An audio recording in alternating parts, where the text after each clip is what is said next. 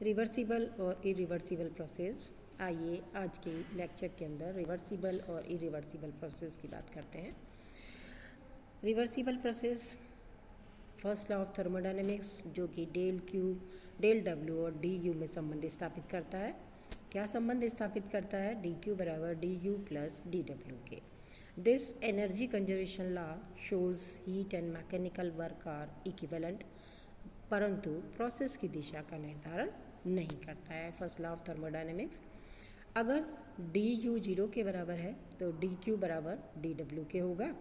इस नियम के अनुसार ऊष्मा इंजन हीट इंजन के द्वारा ऊष्मा का पूर्ण रूप से मैकेनिकल वर्क में परिवर्तन संभव है, परंतु वास्तव में हीट इंजन की दक्षता 100% नहीं हो सकती।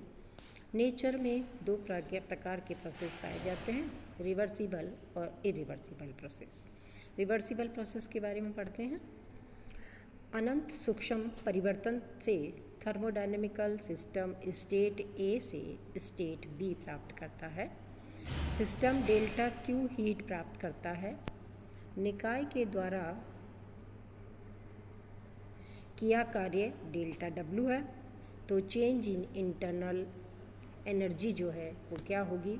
D you is equal to u b minus u a बराबर डी क्यू माइनस डी डब्ल्यू के। ए इनिशियल स्टेट है, बी फाइनल स्टेट है। आइए चित्र में दिखाते हैं आपको। ये ए से बी डेल्टा क्यू हीट प्राप्त की निकाय के द्वारा डेल्टा डब्ल्यू कार्य किया गया और इस तरह से स्टेट ए स्टेट बी में कन्वर्ट हो गया। अब इस प्रोसेस को हम रिवर्स डायरेक्शन में बी स्टेट से ए स्टेट की तरफ ले जाते हैं, तो निकाय पर किया गया कार्य डेल्टा डब्ल्यू डेल्टा क्यू ऊष्मा निष्कासित होती है। जो पहले हमने प्रोसेस लिया था उसका जस्ट उल्टा प्रोसेस लेने पर अगर हमें ए और ए डैश पॉइंट मिलते हैं तो हम देखेंगे कि डेल्टा यू ए डैश के बराबर होता है। ठीक है, तो अभी हमने जो बात की है वो ए से बी तक सिस्टम को स्टेट पहुंची है। उसके अंदर हमारे पास एक इक्वेशन आई है, D you is equal to D Q minus D W. अब बी हमारी इनिशियल स्टेट है। उपरोक्त प्रोसेस विपरीत क्रम में संपन्न हो, निकाय पर डेल्टा डब्ल्यू कार्य किया जाए, वह डेल्टा क्यू ऊष्मा निष्कासित हो और वह हीट लॉस ना हो, तो स्टेट ए प्राप्त होने पर डेल्टा यू इंटरनल एनर्जी में चेंज होगा। तो डेल्टा यू बराबर किसके है? U A dash minus you B के। हमने कहा हम नहीं जानते कि हमें ए स्टेट प्राप्त हो जाएगी। हमने कहा जो भी बी से ए पर जाने पर हमें लेट अस सपोज ए डैश स्टेट प्राप्त होती है। ठीक है, तो इसमें जो है हम ए से बी की बात कर चुके थे, अब बी से ए प्रोसेस की बात हम कर रहे हैं।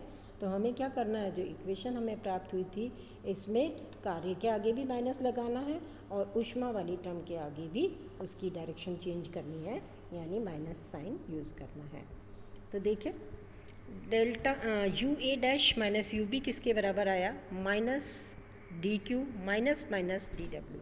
ये जो ऊपर इक्वेशन है इसके अंदर हमने माइनस साइन यूज़ किए हैं दोनों साइड में, क्योंकि हमने डायरेक्शन को उल्टा किया है। तो क्या देखा आपने? ये बराबर आया minus delta Q plus delta W के। और इस इक्वेशन से आपने देखा कि delta Q minus delta W U B के बराबर है, यानी यू बी माइनस यू के बराबर है। तो यहाँ से हमने इसको minus you b minus u a लिख दिया। ये किसके बराबर है? You a minus you B के। लेफ्ट हैंड साइड है U A dash minus you B के, तो आपने देखा माइनस यू बी टर्म से कैंसिल हो गई, तो u A dash u a के बराबर है। क्या देखा? एक स्टेट और a dash state same state प्राप्त हो जाए तो ऐसा प्रोसेस रिवर्सिबल प्रोसेस कहलाएगा। विपरीत क्रम में प्रक्रम से पुनः इनिशियल स्टेट ए प्राप्त हो जाएगी, यह प्रोसेस रिवर्सिबल प्रोसेस कहलाएगा। यदि किसी प्रक्रम में प्रोसेस में बाह्य अवस्थाओं के परिवर्तनों जो कि डायरेक्ट प्रक्रम के विपरीत क्रम में विपरीत दिशा में लगाने पर प्रत्येक स्तर पर वही अवस्था प्राप्त होती है जैसी कि डायरेक्ट प्रक्रम में प्राप्त हुई थी, वह प्रक्रम रिवर्सिबल कहलाता है। एग्जाम्पल देखते हैं रिवर्सिबल प्रोसेस के। एग्जाम्पल, कांस्टेंट टेम्परेचर व प्रेशर पर आइडियल गैस पूर्णतः कंडक्टिंग होलो सिलेंडर में स्थित है। ये फिगर में बता रखा है, ये होलो सिलेंडर है, इसकी वॉल्स कंडक्टिंग है, इसमें पिस्टन बता रखा है मैंने, और आइडियल गैस P और T प्रेशर और टेम्परेचर पे इसमें भरी हुई है। सिलेंडर में एक घर्षण रहित पिस्टन है। पिस्टन को धीरे धीरे ऊपर खिसकाया जाता है, गैस का एक्सपांशन होता है। गैस के एक्सपांशन होने से टेम्परेचर में कमी आती है। सुचालक वॉल्व होने के कारण, हीट का कंडक्शन होने के कारण यह वॉल्व से हीट को ग्रहण करता है और इसका टेम्परेचर कांस्टेंट रहता है। ऐसा प्रोसेस आइसोथर्मल प्रोसेस कहलाता है। अब यदि विपरीत क्रम में गैस के दाब को धीरे धीरे वृद्धि करें तो गैस समान अवस्था में ऊष्मा निष्कासित कर पूर्व अवस्था में प्राप्त कर लेती है। क्योंकि यहाँ पर हीट का कंडक्शन वॉल्व के द्वारा पॉसिबल है, तो ये अपने हीट के कंडक्शन के द्वारा पूर्व अवस्था प्राप्त कर लेती है। अतः thermal process, isothermal process reversible process होते हैं। आइए एक और एग्जांपल देखते हैं।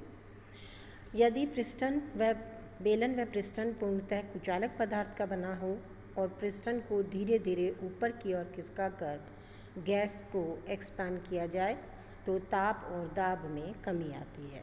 यह प्रोसेस एडियाबैटिक प्रोसेस कहलाता है। इस प्रोसेस में हीट कांस्टेंट रहती है। यदि गैस पर उतना ही कार्य कराकर संपीड़ित किया जाए तो गैस अपनी इनिशियल स्टेट पुनः प्राप्त कर लेती है। अतः धीमी गति से किया गया एडियाबैटिक प्रोसेस रिवर्सिबल प्रोसेस होता है। उत्क्रमणीय होने की आवश्यक शर्तें, इस पर भी एक छोटा क्वेश्चन बनता है और अक्सर पूछा जाता है। उत्क्रमणीयता की आवश्यक शर्तें बताइए। आइए उत्क्रमणीयता की शर्तों के बारे में चर्चा करते हैं। प्रोसेस में पहली शर्त है, प्रोसेस में अवस्था परिवर्तन अत्यंत धीमा होना चाहिए। ये जो प्रोसेस है वो स्लो प्रोसेस होना चाहिए, स्लो मोशन में होना चाहिए। प्रेशर व टेम्परेचर परिवेश के दाब और ताप से अधिक भिन्न नहीं होने चाहिए। हीट लॉस सोर्स नहीं होना चाहिए। ये था रिवर्सिबल प्रोसेस के बारे में। आइए इरिवर्सिबल प्रोसेस के बारे में बात करते हैं। यदि किसी प्रोसेस में अवस्था परिवर्तन के दौरान उपरोक्त उत्क्रमणीयता की शर्तों का पालन नहीं होता है, लॉस ऑफ हीट सोर्स उपस्थित होते हैं, तो यह प्रोसेस इरिवर्सिबल प्रोसेस कहलाते हैं। इरिवर्सिबल प्रोसेस में बाह्य अवस्था परिवर्तन को विपरीत दिशा में लगाने पर सिस्टम उन्हीं अवस्थाओं से होकर नहीं गुजरता जिन अवस्थाओं से वह डायरेक्ट प्रोसेस में गुजरा था। आइए इरिवर्सिबल प्रोसेस के एग्जांपल देखते हैं। हीट प्रोड्यूस बाय फ्रिक्शन, घर्षण के द्वारा उत्पन्न ऊष्मा, इसकी डायरेक्शन हम उल्टी नहीं कर सकते।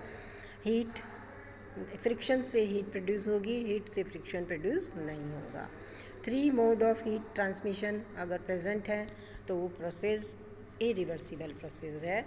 जूल इफेक्ट, विद्युत का ऊष्मा प्रभाव, केमिकल रिएक्शन भी, सभी केमिकल रिएक्शन रिवर्सिबल रिएक्शन नहीं होती है।